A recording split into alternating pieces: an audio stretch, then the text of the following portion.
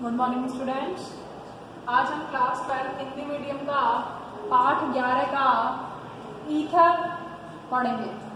ठीक है, अभी मैंने आपको इससे पहले अल्कोहल के बारे में बताया था, फिनॉल के बारे में बताया था, उसकी विचरण विधियां, उसको कैसे बनाते हैं। अब हम पढ़ रहे हैं ईथर के बारे में। तो सबसे पहले आपको ईथर का पता होना चाहिए। इस वाले टॉपिक में आज के वीडियो में हम क्या पढ़ेंगे कि ईथर को हम कैसे बनाएंगे और उसके कुछ भौतिक गुण, उसका नामकरण और उसकी कुछ रासायनिक अभिक्रियाएं। ठीक है, सबसे पहले देखिए ईथर क्या होता है। ईथर को हम ROR से लिखते हैं, ROR, कुछ इस तरीके का लिखा हुआ है, दैट इज कॉल्ड ईथर।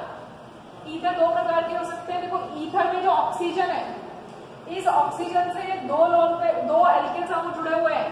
तो यदि दोनों एल्किल समूह समान प्रकार के होंगे तब तो वो सामान्य ईथर होगा, और यदि विभिन्न प्रकार के होंगे तो वो मिश्रित ईथर होगा। ठीक है, यदि RR दोनों सेम है, समान प्रकार के हैं। अब नामकरण जो हम देते हैं वो दोनों ही प्रकार से दे सकते हैं। पहला है रूढ़ पद्धति से। ठीक है, तो मैंने यहाँ 3-4 एग्जाम्पल लिखे हैं। देखिए, जो रूढ़ पद्धति है उसमें हमें एल्किल समूह बताना है। एल्किल समूह से हम नाम देते हैं। देखो, जो भी एल्किल समूह लिखा हुआ है बस उसको आगे लिख देते हैं। जैसे मेथिल समूह लिखा है तो कितने मेथिल समूह है? 2, तो डाइमेथिल ईथर। ठीक है, इसको क्या लिखेंगे? Ethyl methyl ether. ठीक है, इसको मेथिल प्रोपिल ईथर, इसको मेथिल आइसोप्रोपिल ईथर। क्यों लिख रहे हैं? क्योंकि ये जो एल्किल समूह लगा है, एल्किल समूह का नाम देखकर लिख रहे हैं। एल्किल समूह जो भी है, ठीक है, methyl ethyl ether, methyl propyl ether, है ना, मेथिल। और ये समूह क्या होता है? Isopropyl ether. ठीक है, लेकिन जब हम IUPAC का नाम देंगे, IUPAC के साथ नाम देंगे, तो आपको देखो ये पता होना चाहिए कि जब हम IUPAC से नाम देते हैं तो ईथर को क्या कहते हैं? Alkoxy alkane. ठीक है, अब एल्कोक्सी एल्केन, तो हमेशा ध्यान रखना है एल्केन जो है वो कौन सी चेन है? पेरेंट, मूल चेन है, मूल कार्बन की चेन है। कौन सी चेन है? बड़ी वाली चेन होगी, हमेशा बड़ी कार्बन श्रृंखला होगी एल्केन में। और जो छोटा समूह जो है वो कैसे होगा? एल्कोक्सी समूह में होगा। कैसे? जैसे यहाँ पर देखिए, यहाँ पर तो दोनों ही बराबर है, एक एक कार्बन के हैं, तो इसको हमने क्या लिखा? एक को तो हमने मीथेन लिख दिया। मान लीजिए मैंने ये कार्बन चेन मान ली। ठीक है, तो CH3 में एक H लगाएंगे तो क्या होगा? मेथेन होगा। मेथेन के H को हमने किस समूह से हटा दिया? CH3O से। CH3O समूह को क्या कहते हैं? मेथॉक्सी। तो मेथॉक्सी मेथेन हो गया। ठीक है, अब दूसरी वाली चेन में क्या होगा? जो लंबी श्रृंखला है उसको तो मैंने कहा ना, जो बड़ी वाली कार्बन श्रृंखला होगी उसको एल्केन लेंगे। तो ये 2 कार्बन की श्रृंखला है, 2 ज्यादा है, 1 कम है, तो क्या हो गया? Methoxy ethane. ठीक है, इसमें मेथॉक्सी प्रोपेन। ठीक है, अब यहाँ पर देखिए इसको कैसे लिखेंगे? इसमें भी प्रोपेन है, लेकिन यहाँ पर आप कार्बन श्रृंखला का जब चयन करेंगे, यहाँ पर आपने कार्बन श्रृंखला का चयन किया तो कैसे नंबर दिया? 1 2 3। ठीक है, लेकिन यहाँ पर आप जब नंबरिंग देंगे, नामांकन करेंगे तो किधर से करेंगे? इधर से कर लो चाहे उधर से कर लो। ये जो मेथॉक्सी समूह है कौन से कार्बन पर जुड़ा हुआ है? दूसरे कार्बन पर जुड़ा हुआ है, तो 2 मेथॉक्सी प्रोपेन। तो इस तरीके से आपकी किताब में जितने भी उदाहरण है आप वो कर देखेंगे। फिर उसके बाद विचरण की विधियां है कि हम इसको कैसे बनाएंगे। तो प्रयोगशाला विधि देखिए, प्रयोगशाला विधि में क्या है? सबसे पहले हम इथेनॉल का हाइड्रोजन सांद्र सल्फ्यूरिक अम्ल से अभिक्रिया कराते हैं। तो जब हम सांद्र सल्फ्यूरिक अम्ल से अभिक्रिया कराते हैं तो एथिल हाइड्रोजन सल्फेट निकलता है, यानी एक जल का अणु बाहर निकल जाता है। जल का अणु बाहर निकल गया तो एथिल हाइड्रोजन सल्फेट। अब एथिल हाइड्रोजन सल्फेट की फिर अल्कोहल से क्रिया कराते हैं 413 केल्विन पर, तो अब की बार क्या बन जाता है? H2SO4 बन जाता है, प्लस H2SO4।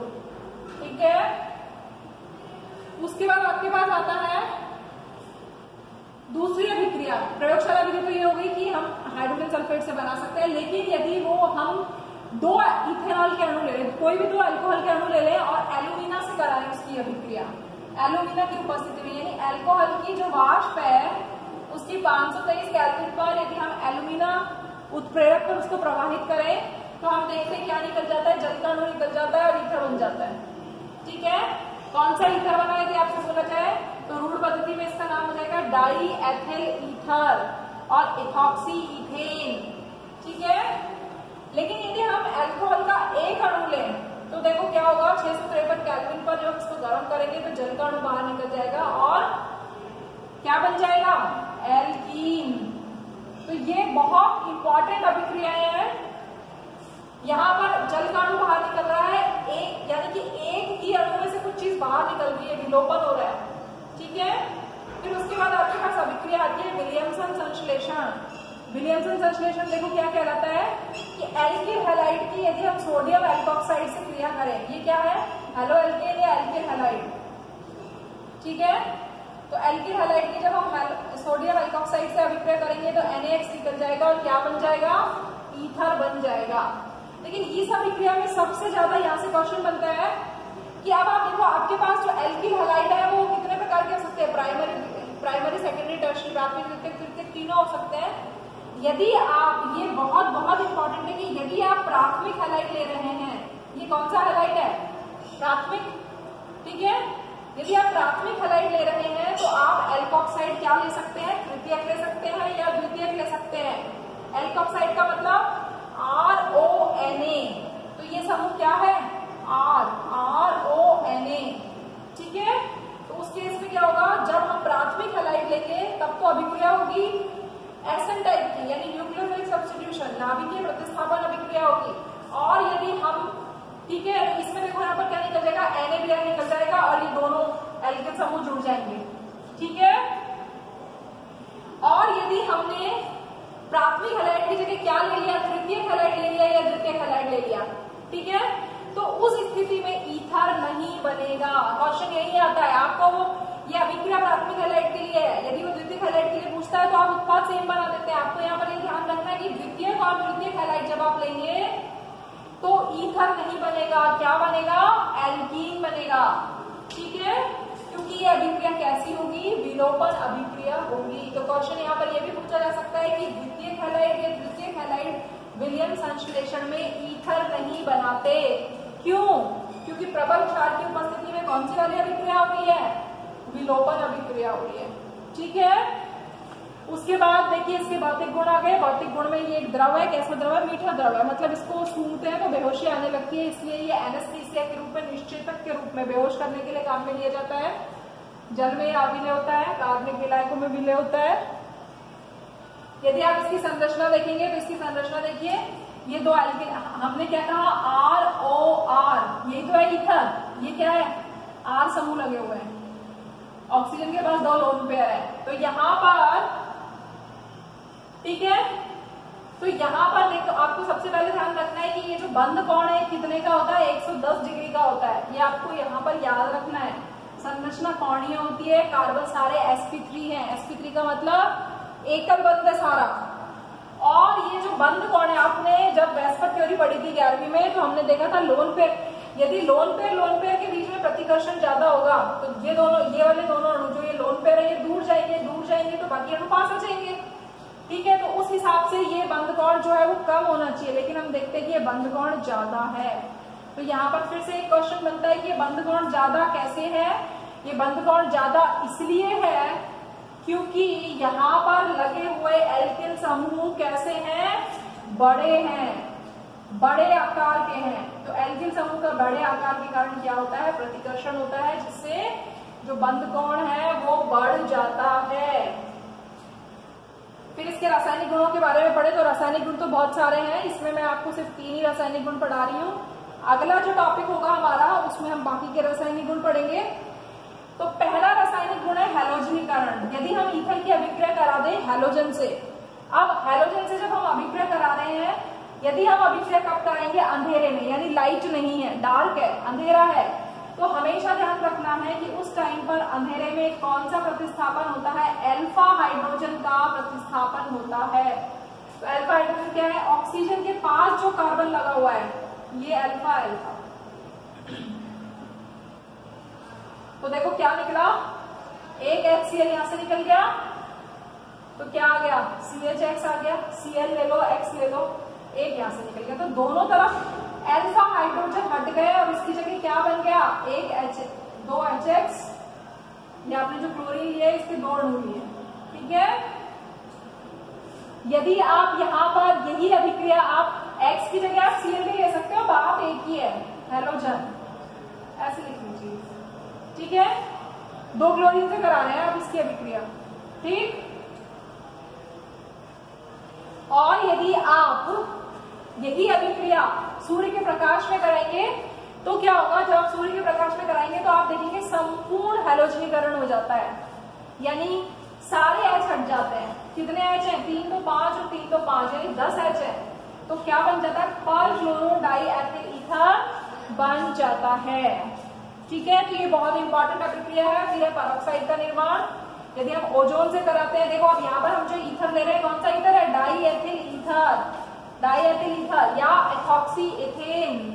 ओजोन से अभिक्रिया कराते हैं तो क्या बनता है, परऑक्साइड बनता है, एक ऑक्सीजन परमाणु से जुड़ जाता है, ठीक है। लेकिन यदि हम ईथर को लंबे समय तक वायु में रखें तो लंबे समय तक वायु में रखने पर क्या बन जाता है, हाइड्रो परऑक्साइड बन जाता है। देखिए C2H5O ऐसा ही रहेगा, O भी ऐसा ही रहेगा, ये CH, इस CH और यहाँ पर है CH3, देखो, ठीक है। तो इस H, यहाँ पर 2 H है ना, CH और H और CH3, ऐसे लिख सकती हो। इस 2 के बीच में ऑक्सीजन आ जाता है, हाइड्रो परऑक्साइड फॉर्म हो जाता है, ठीक है। तीसरी अभिक्रिया है ऑक्सोनियम लवण। ऑक्सोनियम लवण हमने इससे पहले भी पढ़ा था कि ऑक्सोनियम लवण कब बनता है। देखो ईथर के पास क्या क्या है, दोनों इलेक्ट्रॉन युग्म है, यानी लोन पेयर है, और BF3 कैसा है, BF3 इलेक्ट्रॉन न्यून यौगिक है, तो ये अपने लोन पेयर इसको दे देगा, ठीक है। तो जैसे ही अपने लोन पेयर देगा, ये क्या है, इलेक्ट्रॉन न्यून यौगिक। इलेक्ट्रॉन न्यून यौगिक का मतलब ये इलेक्ट्रॉन प्राप्त कर लेगा, ठीक है।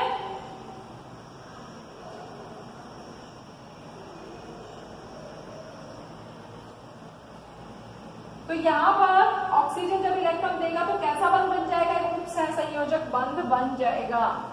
तो BF3 के साथ अभिक्रिया करते हैं तो इस तरीके से बंध बन जाता है, ये अपना लोन पेयर देता है। आपको पता है कि आपने अम्ल पढ़े हैं, प्रोटॉन दाता अम्ल है और इलेक्ट्रॉन ग्राही अम्ल है, ठीक है। तो यहाँ पर ईथर कैसे काम करता है, ऐसे क्षार की तरह, और BF3 कैसे काम करता है, ऐसे अम्ल की तरह। कौन सा, लुईस अवधारणा के हिसाब से ये लोन पेयर दे रहा है और ये ले रहा है, ठीक है। यदि इसी ईथर की हम HCl से अभिक्रिया कराएंगे तो भी ऑक्सोनियम लवण बनेगा। ऑक्सोनियम का मतलब ऑक्सीजन के ऊपर प्लस चार्ज आ रहा है, ठीक है, और एक लवण बन जाता है। लवण का मतलब प्लस और माइनस दोनों चार्ज आ रहे हैं, कोऑर्डिनेट बॉन्ड फॉर्मेशन हो रहा है, ठीक है। ऑक्सीजन के ऊपर प्लस चार्ज आ रहा है। तो इस तरीके से ये जो ईथर की अभिक्रिया है, हमने कुछ एल्किन समूह की अभिक्रिया है और जो आपके लोन पेयर है, इलेक्ट्रॉन युग्म है, उसकी अभिक्रिया बता दी है। बाकी की जो अभिक्रिया है वो हम आगे के वीडियो में पढ़ेंगे। Thank you.